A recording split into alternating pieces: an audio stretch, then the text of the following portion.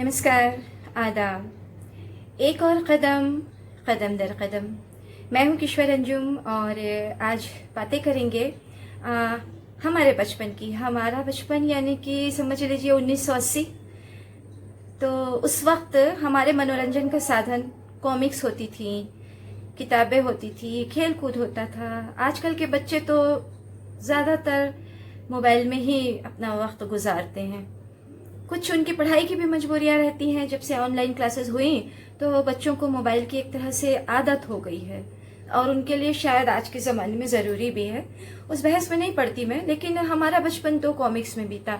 जब हम छोटे थे तो मधु मुस्कान, पराग और इंद्रजाल कॉमिक्स, सबसे इम्पोर्टेंट इंद्रजाल कॉमिक्स, ये किताबें आती थी। मधु मुस्कान के बहुत अच्छे अच्छे कैरेक्टर होते थे जिनका हमको हर हफ्ते इंतज़ार रहता था। आपने भी पढ़ा होगा जो उस ज़माने के हैं या उससे पहले के वक्त के हैं, 80 के दौर के, 90 के दौर के। तब तक क्या आता था इंद्रजाल कॉमिक्स।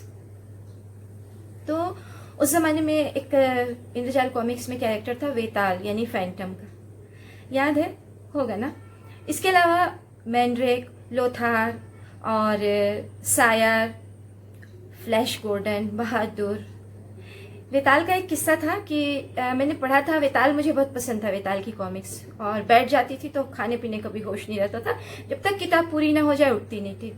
और वेताल का एक किस्सा था कि मैंने पढ़ा था कि जो भी जंगल में जा कर के वेताल वेताल बुलाता है तो वेताल ज़रूर सुनता है।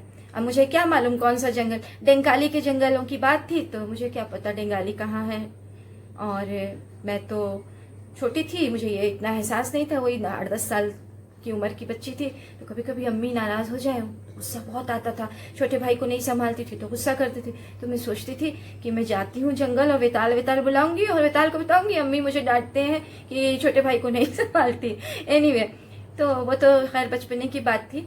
लेकिन एक कैरेक्टर आपने पढ़ा होगा इंद्रजाल कॉमिक्स में, फ्लैश गॉर्डन का, जो कि आकाशगंगा में आराम से आता जाता रहता था और कभी धरती पे रहे, कभी अनजाने ग्रहों पे जो जिनके नाम मुझे याद नहीं है, बड़े आराम से आना जाना करता था।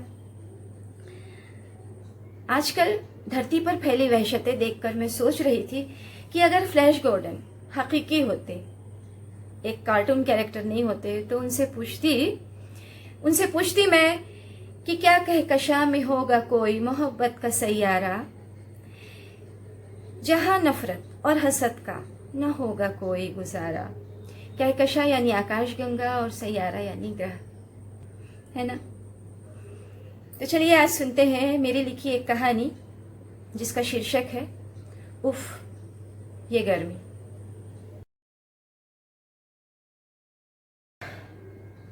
रीना, आंगन धोने को नल मत खोल, पानी टेरना, बोरवेल टेर के पानी निकाल। पता है ना ओवरहेड टैंक में पानी जो है वो बिजली से चढ़ता है, तेरे लिए बिजली थोड़ी ना खर्च करेंगे, मैडम ने गुर्राते हुए कहा। इतनी गर्मी में बाहर आकर मेड को नाटने में उनके माथे पर पसीना आ गया। टिश्यू पेपर से नज़ाकत से पसीना पोंछते हुए वो अंदर चली गई, अंदर जहाँ गर्मी घुसने से भी डरती थी। पूरा घर सेंट्रलाइज्ड एसी के पाइप से ठंडी हवाओं में डूबा हुआ था।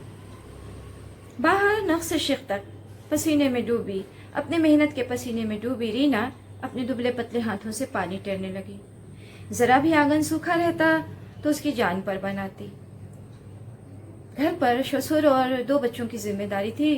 पति का पिछले साल कोरोना से परलोक गमन हो गया था। मैडम के यहाँ तनख्वाह तो बहुत अच्छी थी, परंतु वो सख्त बहुत थी, हद से ज्यादा डांटती थी।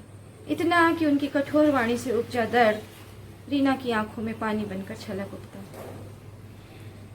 रीना के ससुर का परलोक गमन हो गया तो वो 3 दिन की छुट्टी लेकर गांव चली गई।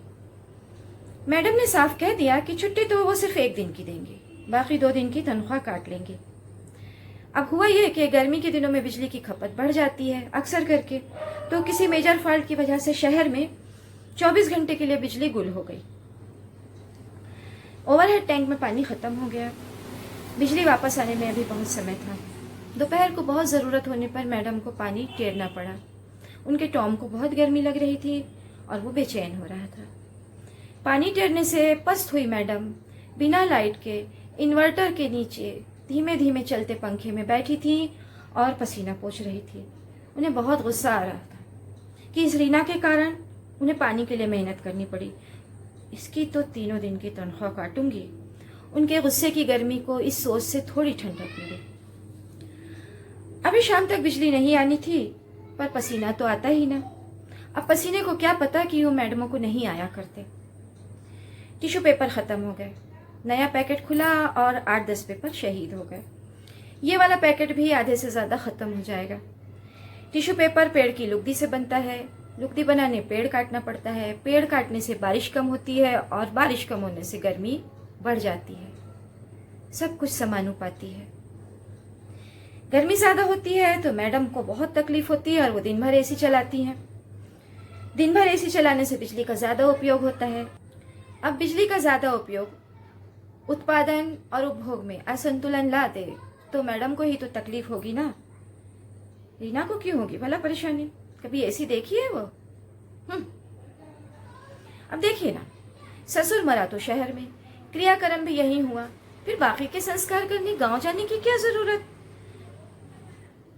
खाने को तो पुरता नहीं और चली है रस्म निभाने। मैडम को याद आ गई अपने ससुर की। पिछले साल देहांत हो गया था उनका गांव में। गर्मी के दिन थे, भला मैडम कैसे जाती? वो तो उन्होंने अपने पति को जाने दिया, वही क्या कम है? उफ, ये गर्मी, आज आने दो इनको। नया जनरेटर लगवाऊंगी ज्यादा पावर का। मैडम ने अपने शरीर से गिरता पसीना पोंछा। 8-10 टिश्यू पेपर और शहीद हो गए। 2 बातें एक साथ हुई। एक तो रीना का वापस आना और मैडम के घर नए जनरेटर का इंस्टॉल होना। उस महीने रीना की 3 दिन की तनख्वाह काट ली गई। उफ उफ, ये गर्मी।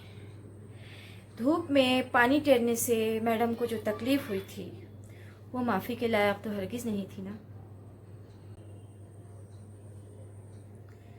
तो ये कहानी यहीं तक।